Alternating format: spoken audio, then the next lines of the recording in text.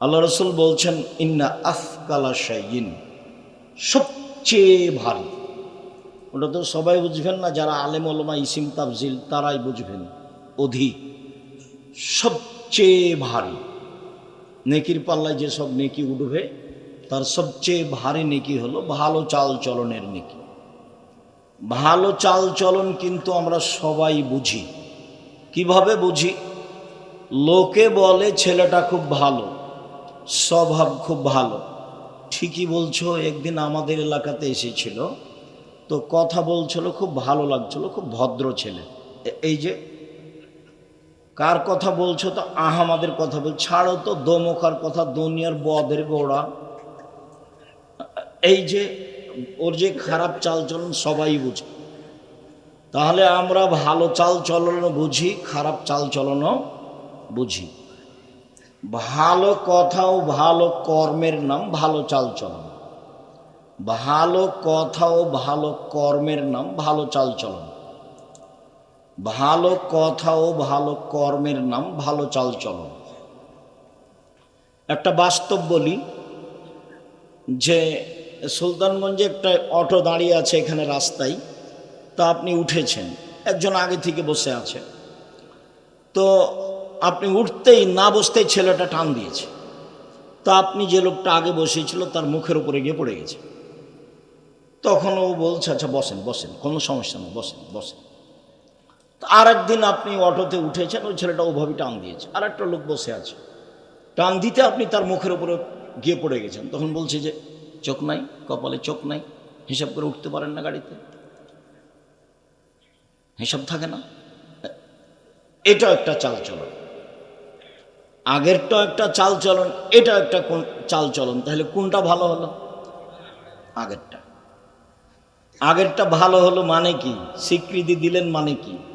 বাকি জীবন কারোর সাথে খারাপ চালচলন করা হবে না। আজকে এ নিয়ে আপনার সাথে জরুরি কথা। এবং বক্তব্য শোনার পরে যদি কোথাও খারাপ চালচলন হয়ে থাকে তাহলে বুঝতে হবে আমি মুনাফিক, বক্তব্যের সাথে মুনাফিকই করেছি। আমি আমার কথা দিয়ে ভালো চালচলন প্রমাণ করতে রাজি নই। আল্লাহ এবং আল্লাহ রাসূলের কথা দিয়ে আমি ভালো চালচলন প্রমাণ করতে রাজি।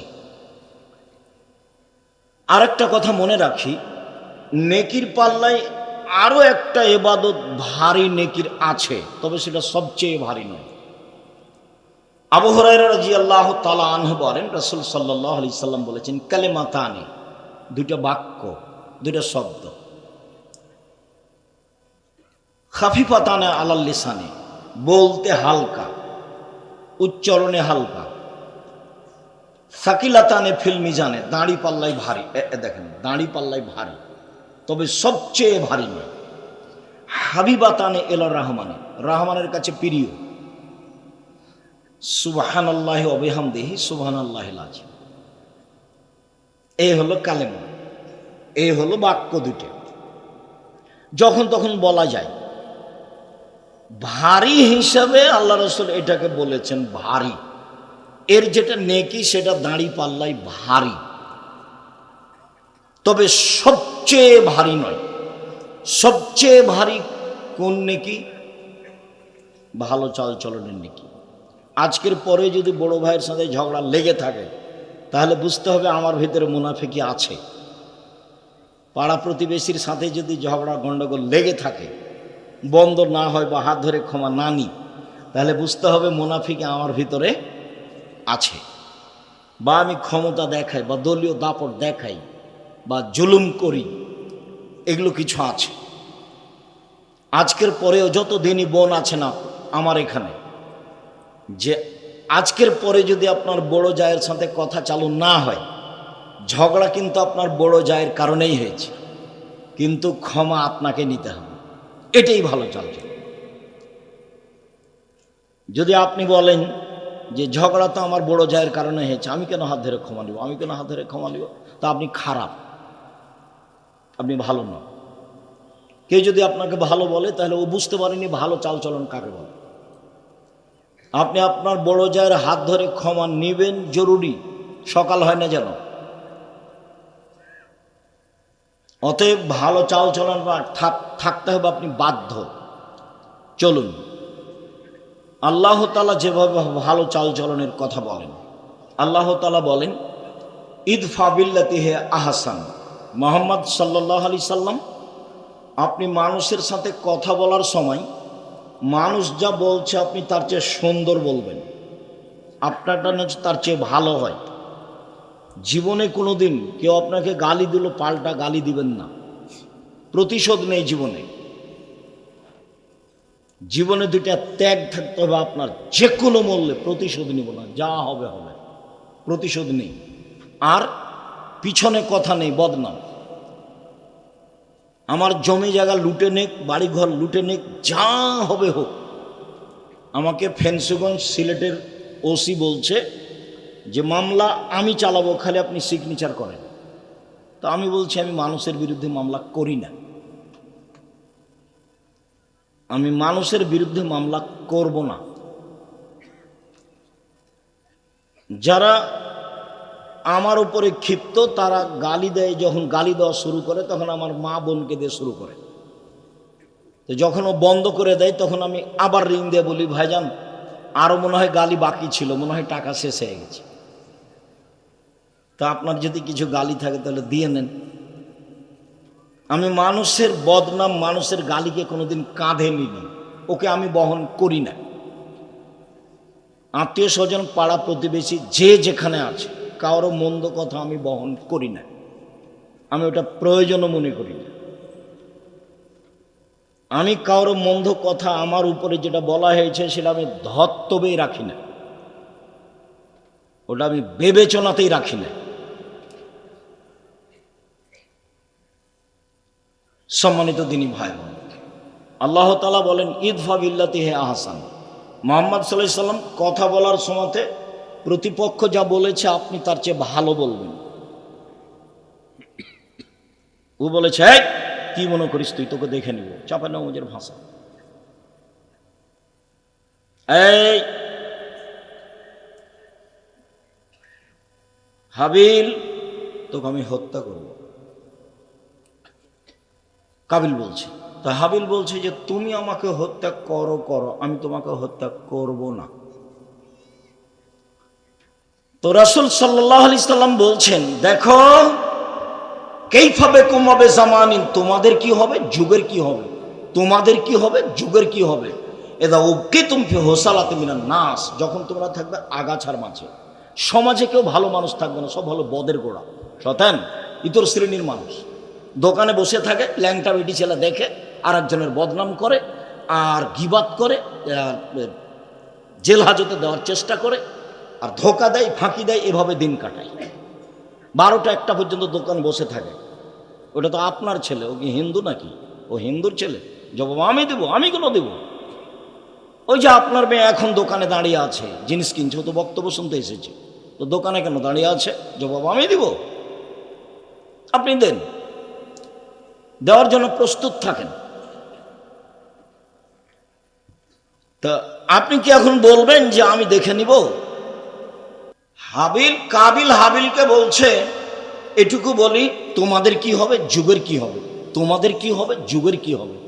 যখন সমাজে কোনো আমানতদারি থাকবে না, সবাই আত্মসৎকারী, আর সমাজে এমন মারামারি লাগবে, এই মারামারি এভাবে ঢুকবে মানুষের ভিতরে, একটা আর একটার মধ্যে যেমন ঢুকে গেল, কেউ কাউকে মানবে না, তখন তোমাদের কি হবে, যুগের কি হবে। তো সাহাবীগণ বলছেন বলেন, তাহলে আপনি বলেন কি করব, ফামাতা আমরুনি, আপনি বলেন কি করতে হবে। তখন আল্লাহ রাসূল বলছেন জালজেম বাইতাক, বাড়িতে থাকিও, বাস বাড়িতে থেকে যাব। 2 ওয়ালজেম লিসানাক, মুখখান বন্ধ রেখো, মুখ বন্ধ রেখো, মুখ কিন্তু বেশি বিপদের জিনিস। রাসূল সাল্লাল্লাহু আলাইহি ওয়াসাল্লাম একদিন বলছেন সঙ্গী সাথী বলতে পারো হাল তাদরুনা মাইকুবুন নাসাল নারা, মানুষকে পিছন দিকে ধাক্কা মেরে জাহান্নামে নিক্ষেপ করে কি, তা কি বলতে পারো? সঙ্গী সাথী বলতে পারো মানুষকে পিছন দিক থেকে ধাক্কা মেরে জাহান্নামে নিক্ষেপ করে কি, তা কি বলতে পারো সঙ্গী সাথী? সেটা কি? তো আল্লাহ রাসূল বলতে বলতে ফাঁকা জালেসানো, জিভাটা ধরে নিচ্ছে। এই জিভা মানুষকে পিছন দিক থেকে কি করে, ধাক্কা মেরে জাহান্নামে নিক্ষেপ করে।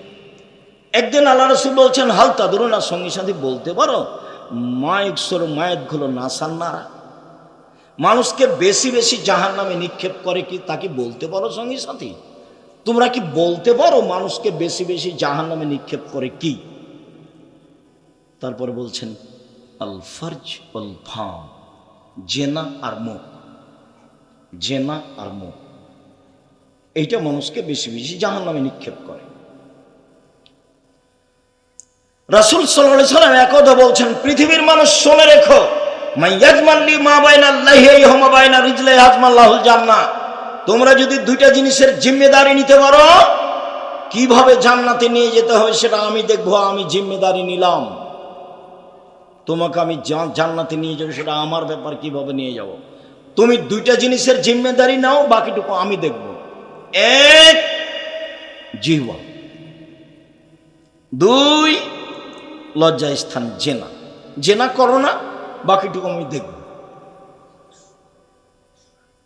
মুখে কারো বদনাম গীবাত করো না, জুয়াচুরি, ধোকাবাজি, রাহাজানি, জুলুম, লুটতরাজ, অন্যায়, অবিচার, অপমান, জেল হাজত, এগুলো করো না, কিভাবে জান্নাতে নিয়ে যেতে হবে সেটা আমি দেখব।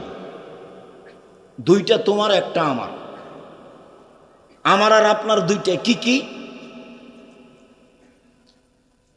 মুখ ব্যবহার করো না, এক। দুই, জেনায় লিপ্ত হয়ে, দুইটা তোমার, একটা আমার। মুহাম্মদ সাল্লাল্লাহু আলাইহি সাল্লাম বলছে, সেটা কি? জান্নাতে নিয়ে যাব। বোঝা যায় না কথা? মুখ আছে, মুখ। সঙ্গী সাথে তোমাদের কি হবে, যুগের কি হবে, আপনি বলেন কি করতে হবে? তো আলজাম লেসানাক, মুখখান বন্ধ রেখো, জান্নাত পেয়ে যাবে। তখন সাহাবীগণ বলছেন যে আচ্ছা, বাড়িতে থাকবো, মুখ বন্ধ রাখবো, বাড়িতে বসে আছি তবুও যদি দলীয় লোক এসে মারে তাহলে কি হবে? বলছে বাড়ি ভেঙে দে। তাই বলছে। দলীয় লোক কি বলছে? বাড়ি ভেঙে দে। বাড়িতে কেউ নাই রে, তো আগুন জ্বালিয়ে দে। সবাই নাকি মানুষ, সবাই নাকি মানুষ। আমি বলিনি, আমি বলেছি এরা পশু প্রাণী, এরা গরু ছাগল, এরা ইতর শ্রেণীর মানুষ, নিম্ন শ্রেণীর মানুষ, বদ মানুষ, সমাজের সবচেয়ে নিকৃষ্ট খারাপ মানুষ। বালহুম আজাল, বরং এরা কুকুর শ্রীগালের চেয়েও খারাপ। আমি আব্দুর রাজ্জাক বিন ইউসুফ আপনাকে যদি কুকুর শ্রীগালের চেয়ে খারাপ প্রমাণ না করতে পারি, আমি বক্তব্য দিব না। 90 সাল থেকে বলে আসছি। আমি তো আপনাকে পরামর্শ দিচ্ছি, আপনি এখানে কেন এসেছেন? হালাল রুজি উপার্জন করবেন, 5 ওয়াক্ত সালাত আদায় করবেন, কোরআন তেলাওয়াত করবেন, আড্ডা পিটা হারাম, জান্নাত হবে ইনশাআল্লাহ। আড্ডা পিটা দুই ধরনের, একটা দোকানে বসে আড্ডা পিটা ঘন্টার ঘন্টা, আর একটা হলো মোবাইলে ল্যাংটা মেয়ে দেখে ঘন্টার ঘন্টা সামন কাটা, এটা হলো আড্ডা পিটা। এই দুটা হলো আড্ডা পিটা। তো এই 4টা জিনিস যেভাবে ঠিকভাবে পালন করবে তার জান্নাত হবে ইনশাআল্লাহ। তা আপনি এখানে জুলুম করতে এসছেন কেন? মুখ। আল্লাহ নবী বাড়িতে যদি এসে আমাকে মারে তাহলে কি করব? তখন আল্লাহ রাসূল বলছেন, শোনো শোনো, তাহলে আদমের 2 ছেলের ভালোটার মতো হয়েও, তাহলে আদমের 2 ছেলের ভালোটার মতো হয়েও। বোঝা যায় না মনে হয়? আদমের 2 ছেলে, একটা নাম হলো কাবিল আর একটা নাম হলো হাবিল। তো কাবিল কি বলছে হাবিলকে? যে তোকে আমি মারব। কেন মারবে সে কথা পরে, ওদিক থাক, তোকে আমি মারব। তখন হাবিল কি বলছে? ও কি বলছে যে তোকেও মারব? ও বলছে যে তুমি মারো মারো, আমি তোমাকে মারবো না। এভাবেই বলছে, তুমি মারো মারো, আমি তোমাকে মারবো না। তা আল্লাহ রাসূল বললেন না আদমের 2 ছেলের ভালোটার মতো হবা। তোমাকে যখন বাড়িতে এসে প্রতিপক্ষ দল মেরে যাবে, তখন তুমি বলিও যে তুমি মারো মারো, আমি মারব না। যা হবে হবে। 10 দিন বাঁচতে এসে মানুষের ক্ষতি করে বাঁচতে রাজি নয়। মাস্ক পরে যেমন ভাগ্য বাড়াতে রাজি নয়। তো ঢাকায় লোকটাকে দেখতে গেছি, জামিয়া সালাফিকে ভালোবাসে, সেই জন্য। তো ওর 2টা ছেলে মেয়ে ওখানে আছে। আমাকে বলছে আপনি ভিতরে আসছেন, হুজুর আপনি ভিতরে আসছেন না, হুজুর আপনি ভিতরে আসছেন। এই, তোমার বাপের গায়ে হাত দিয়ে দোয়া পড়ে যাব। যদি আমার করোনা হয় তাহলে আমি বলবো না তোমার বাপের কারণে হয়েছে। কেন? আমি হাদিসকে বিশ্বাস করি। আল্লাহ রসুল বলছেন, যেদিন মানুষের সৃষ্টি হয়েছে পৃথিবী সৃষ্টির 50,000 বছর পূর্বে, সেদিন 4টা জিনিস লেখা হয়েছে: হায়াতাহা ও মাউতাহা ও রিস্কাহা ও মাসায়েবাহা। সেদিন লিখে দেওয়া হয়েছে তার জীবন, তার মরণ, তার রুজি, তার রোগ ব্যাধি। তো সেদিন যদি আমার নামে করোনা লিখা হয়ে থাকে, তাহলে পৃথিবীর কোনো পথ আমাকে রক্ষা করতে পারবে না। রক্ষা করার একটা পথ আছে, সেটা হলো কান্নাকাটি করে দোয়া। খুব কান্নাকাটি করে মানুষ যদি দোয়া করে, তাহলে আল্লাহ ওটা কেটে নতুনভাবে লিখে দেবে। কোনো কৌশল চলবে না। সম্মানিত দিনী ভাই বোন, মহান আল্লাহ বলেন, ওয়াজাদিলহুম বিল্লাতি হিয়া আহসান। মুহাম্মদ সাল্লাল্লাহু আলাইহি সাল্লাম মানুষের সাথে কথা বলার সময় যদি মুখামুখি কথা হয়, যদি তর্কের মতো কথা হয়, তাহলে প্রতিপক্ষ যেটা বলে আপনি তার চেয়ে ভালোটা বলবেন। যখন মুখামুখি কথা, আমাদের ভাষায় মানে মুখামুখি তর্ক বিতর্ক, ঝগড়া। তো ও যা বলেছে আপনি তার চেয়ে ভালোটা বলবেন। গ্রামের বস্তির মহিলার মতো হবেন না। আপনি দিনই বোন আপনাকে বলছি, বস্তির মহিলা কি, ঝগড়া লেগেছে তখন এমন বলা বললো, একবার 14 গোষ্ঠী তোলে যা কিছু পারলো বলল। এবার ঝগড়া থেমে গেছে, তখন বলছে যাক স্বাদ মিটিয়ে বলেছি, স্বাদ মিটিয়ে বলেছি। আচ্ছা, যে স্বাদ মিটিয়ে বলেছে, তো লাউ গাছ কি ফিরে এসেছে? সিম গাছ কি ফিরে এসেছে? আপনি মহিলা মানুষ, আপনাকে সম্মান করি। আজকের পরে প্রতিবেশীর ছাগলে যদি লাউ গাছ খেয়ে নেয়, তাহলে আপনি চুপ থাকবেন।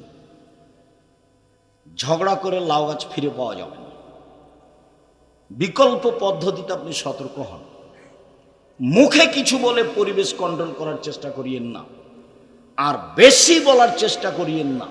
পরিবেশ যতই গরম হোক না কেন, নিজেকে পরাজয় করিয়েন না। মহান আল্লাহ বলেন, মুহাম্মদ সাল্লাল্লাহু আলাইহি সাল্লাম, ফাবিমা রাহমাতিন মিনাল্লাহ লিনতা লাহুম ওয়া কুনতা ফাদদান গালিদাল কলব লানফাযু মিন হাওলিক। আল্লাহর পক্ষ থেকে বড় দয়া যে, এই ছেলে, তোমাদের কি কাজ এখানে? আর ওই যে পিছনে হাঁটাহাঁটি করছো, এটা কি তোমরাই? আমি এখান থেকে কথা শুনতে পাই, তোমরা কি করো? পাহারা দাও। এখান থেকে নিয়ে শেষ পর্যন্ত পাহারা দাও, কোনো মানুষ চলাচল করতে পাবে না। যারা চলাচল করছে তাদের বসতে অনুরোধ করো, না হলে চলে যেতে বাধ্য কর। আমি আপনার জন্য আপনার কাছে নির্বাচন নিতে করতে আসিনি, আর আপনার কাছে আমি তাফসির মাহফিলও করতে আসিনি, ভোটও চাইতে আসিনি। এগুলো আমি করি না। আমি আপনার জন্য এসেছি।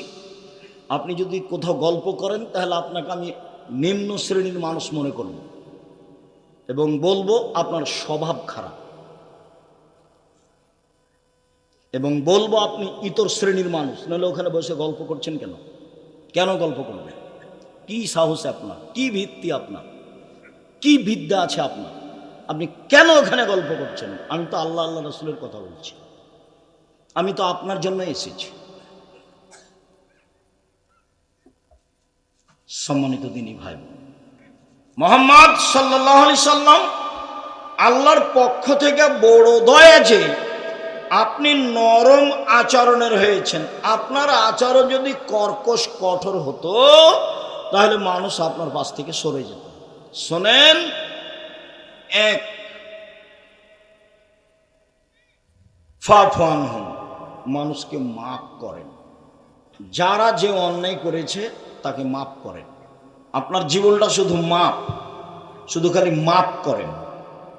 দুই, আস্তাগফির লাহুম, যারা আপনাকে গালি দিয়েছে, ওতে যে পাপ হয়েছে, আপনি আল্লাহকে বলেন, আল্লাহ, ও আমাকে গালি দিয়ে যে পাপ হয়েছে, এটা তুমি ক্ষমা করে দাও। তাহলে আপনার প্রতিপক্ষ আপনাকে গালি দিয়ে যে পাপ হয়েছে, সেটা এখন কি করতে হবে? আপনাকে বলতে হবে যে আল্লাহ, ওকে কি করে দাও? ক্ষমা করে দাও। এটা তো সামাজিক গতির উল্টা হয়ে গেল। ও যদি গালি দেওয়ার পরে বিপদে পড়ে, তাহলে আপনি বলবেন ঠিক হয়েছে, ঠিক হয়েছে, ঠিক হয়েছে, উচিত। মানে স্বভাব কি জিনিস কারো জানা নেই। আর এসব নির্বাচন, এসব দলীয় এগুলো আসার পরে মানুষ একবারে চরিত্র কি জিনিস তা ভুলে গেছে। মানুষের স্বভাব, স্বভাব বলে কোনো জিনিস নেই, খাসলত বলে কোনো জিনিস নেই। ভালো কোনটা জিনিস এটা মানুষ হারিয়ে দিয়েছে।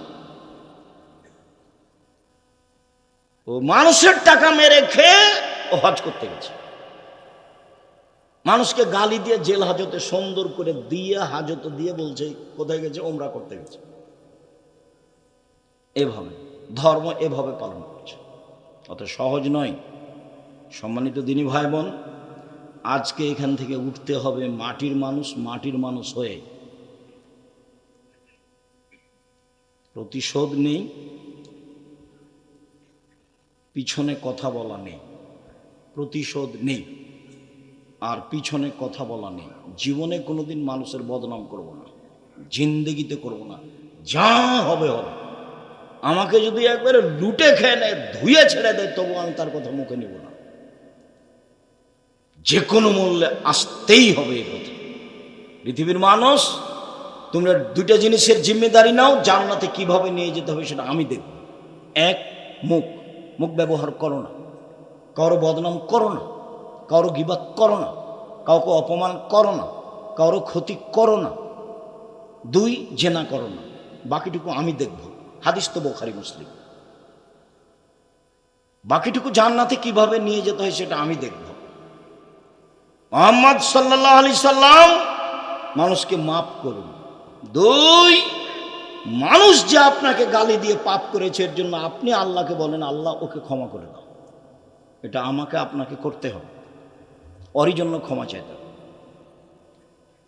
মহান আল্লাহ বলেন, আল্লাযীনা ইনফিকুনা ফিস সাররাই ওয়াল যাররাই ওয়াল কাযিমিনাল গায়জ ওয়াল আফিনা আনিন নাস। জান্নাতে যাওয়ার তিনটা পথ।